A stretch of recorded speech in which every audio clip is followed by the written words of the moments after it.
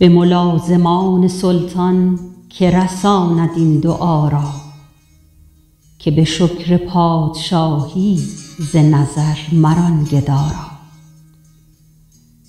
ز رقیب دیو سیرت به خدای خود پناهم، مگر آن شهاب ثاقب مددی دهد خدا را.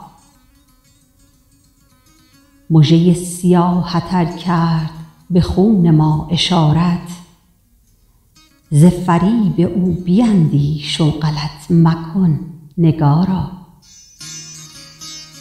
دل عالمی بسوزی چو عذار برفروزی، تو از این چه سود داری که نمی کنی مدارا.